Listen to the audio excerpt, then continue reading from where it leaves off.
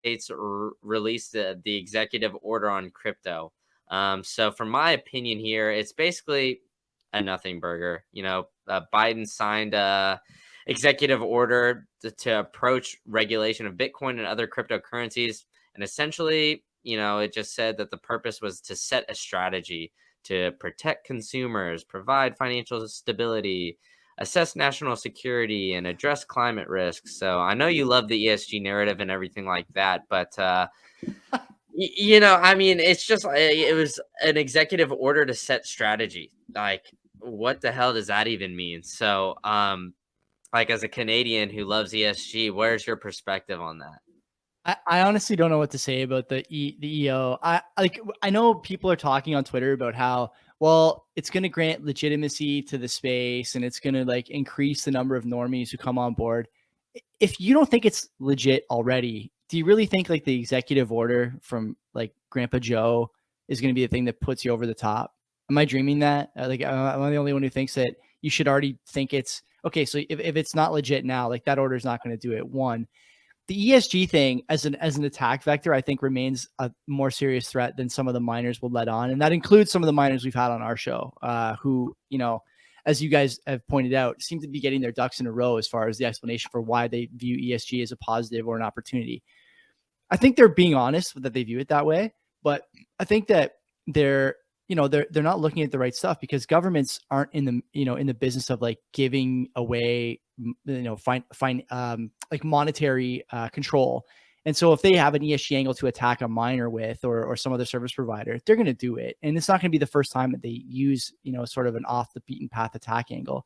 This probably wouldn't even qualify as off the beaten path. I think it's pretty commonly understood to be an attack vector for Bitcoin. So I guess the question I have for you is, what is the mood over there as far as the executive order in a place like Florida or Texas, I guess would be even a better example, where they're very clearly crypto friendly and they're very clearly anti-federal government. What do those states care about an executive order? What's the mood like? I mean, I think down here it's just like the executive order was just nothing. It was a lot of hyped up, and people were kind of anticipating it, thinking that I'm sure you saw on Bitcoin Twitter, everybody's get your Bitcoin off the exchanges. They were thinking that the worst was going to happen, things were going to get more regulated. But I think it's just like too big of a market in the United States now. Too many people are working on it. There's so many jobs. You got FTX Arena at the Miami Heat. You got Crypto.com Arena in the formerly the Staples Center for the Lakers. Like, it's just too much ingrained in the American culture for them to like really shut it down.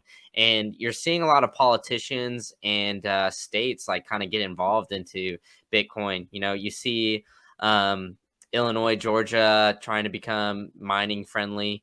Obviously Texas, North Dakota, Florida, Tennessee, like a lot of these, like Wyoming, a lot of these other states already becoming Bitcoin friendly.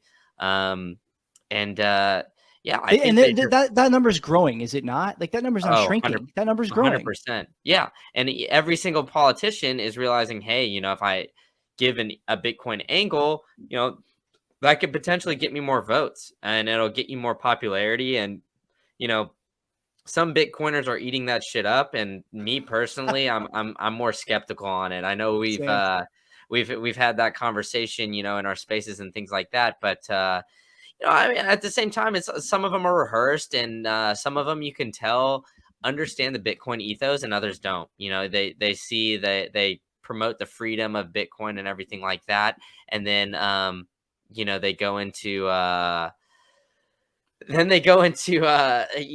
mask mandates and everything like that too. So it just doesn't really fit both sides of the coin. But but hey, they're for Bitcoin, so vote for them. Allegedly, right? These guys don't know anything about it, right? And like I look at like Eric Adams in New York City, best example of this. This guy ran on a platform of Bitcoin friendly. We're going to make this a Bitcoin friendly city, Bitcoin friendly administration. The guy gets elected, okay, in what I would call like a landslide for a city like New York, where there's a lot of strong candidates. He gets elected in a landslide. And what happens? He goes immediately to this position of, well, I'm pro Bitcoin, but anti Bitcoin mining. That's an immediate, one step forward, 30 steps back. This guy is a lost cause.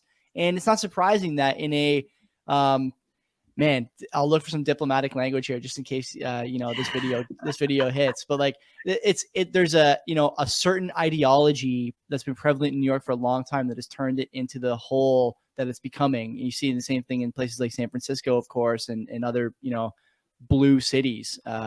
Whether you agree or disagree, I guess is up to you, but I would argue that you've seen that more and more in blue cities than you do in red. You would elect a guy like that. And again, Brandon, it tells you something about the people in the city. And so you can like or dislike, Floridians, right? There's the Florida man meme, for example, that's been, hot for years. I love that meme. Okay. It's true that there's a lot of people in Florida who are a little bit off kilter, off their rocker. But the fact of the matter is, Florida also has a lot of people who seem to understand what's going on in other places, other jurisdictions and regions, and they don't want anything to do with it. And guess what? That Florida man meme is getting harder and harder to sell to the broader public because people want to go to Florida. Okay.